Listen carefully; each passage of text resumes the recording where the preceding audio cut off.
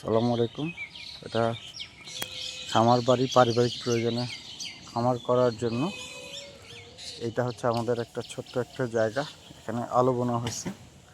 গত 5-7 দিন আগের ভিডিওতে আপনারা এই জায়গাটার আলু চাষ করে দেখেছেন।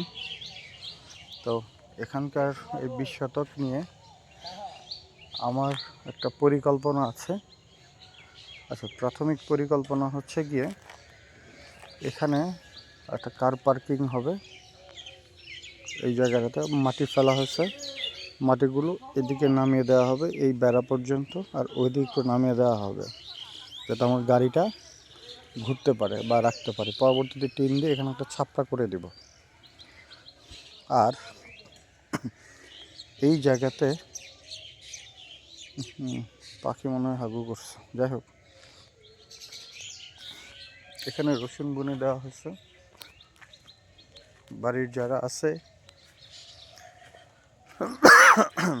এরা তো অতটা অভিজ্ঞ না, যা বুঝলাম, শুধু শুধু তাদের সাথে আমি অভিমান করি।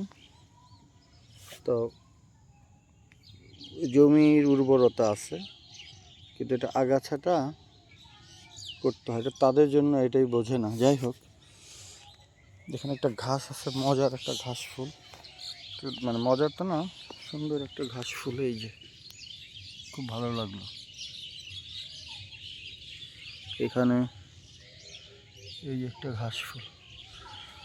তো রসুনগুলো একটু নিড়িয়ে দিলে ভালো, বাট এরা ছোট বাচ্চা না, কিন্তু অনভিজ্ঞ। আমি থাকলে ওই এলাকা পুরোটা বেড়া দিয়ে করে ফেলতে পারতাম। যেখানে কিছু পানি দিয়ে পেঁয়াজের কলি বুনে দিছে, এগুলো হবে।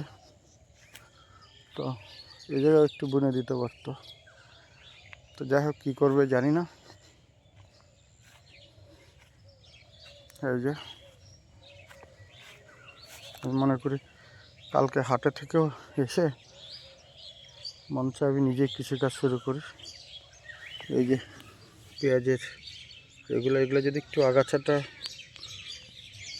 করে নিড়াইয়া দেয় তাহলে কিন্তু ভালো হবে।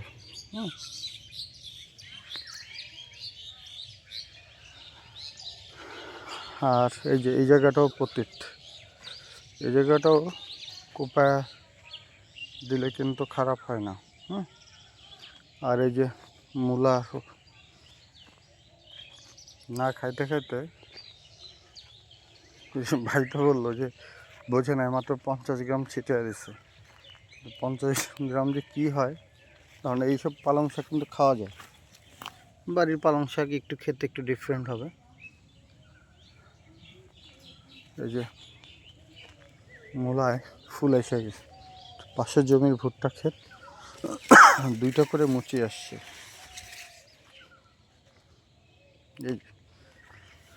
এই পালং শাক কিন্তু এই যেগুলো খাওয়া যাবে, একটু একদিন পানি দিলেই সবুজ হবে।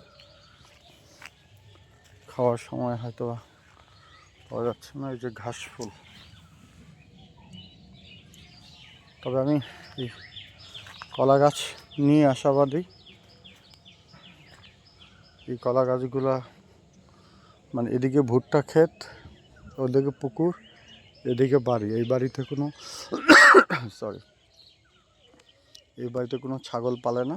আরও ওই যে বাড়ি। সো আলহামদুলিল্লাহ, আল্লাহ সব কিছু সহজ করে দিচ্ছে। এই যে ফুলকপি, এগুলো যে আছে এগুলো হয়তো জানি না। হ্যাঁ, এই ফুলকপি যে খাওয়া যায়, এই যে ঠেকার কাজ কিন্তু চলে। এই যে হাত দিয়ে হেঁটে যাচ্ছি, আর ধন্যবাদার বাড়িতে পায়ে বা সরাসরি মানে সুগন্ধ ছড়া যাচ্ছে। এই যে ফুলকপিগুলো নষ্ট হয়ে যাচ্ছে না, কষ্টই লাগলো। এই যে আমার কলা গাছগুলো যেহেতু যত্ন নিতে হয় না, এই কলা গাছের ভবিষ্যৎ ভালো।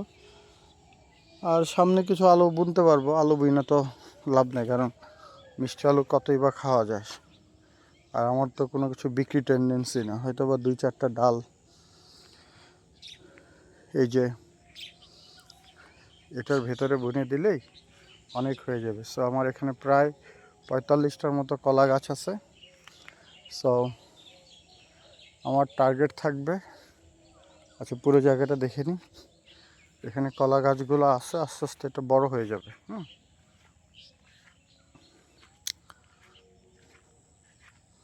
এগুলো আস্তে আস্তে বড় হয়ে যাবে ইনশাল্লাহ। এখানে একটা কলা গাছ বুনে দিলে ভালো হইতো, একটু মারা গেছে মনে হয়। এই যে আছে, এই যে এই যে কলা গাছটা, এটা বলি পুই, এটা একটু উঠায় দেই।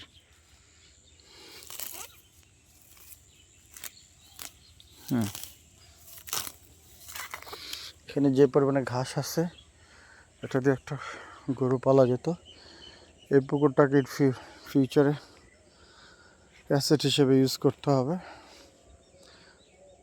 সো এই হচ্ছে গিয়ে আমার খামার বাড়ির প্রাথমিক পরিকল্পনা। তো এটুকু হলেই আমার বিনোদন বা আমার সময় কাটানোর জায়গা হয়ে যাবে। তাহলে ছাদে পালবো মুরগি, হাঁস, ডিম পাড়া মুরগি, দেশি মুরগি, ওইদিকে একটা দুটা গরু পালবো, আর এখানে সবজির আবাদ, এই মিলিয়ে। আর যদি কোনো একটা পুকুর এগুলো নিতে পারি নিলাম, না নিতে পারলে তো কিছু করার নেই। এই হচ্ছে আমার খামার পরিকল্পনা। তো বেগুন তো এখানে ধরতেছে। তো সবাই ভালো থাকেন, সবার জন্য শুভকামনা। আসসালামু আলাইকুম রহমতুল্লাহ।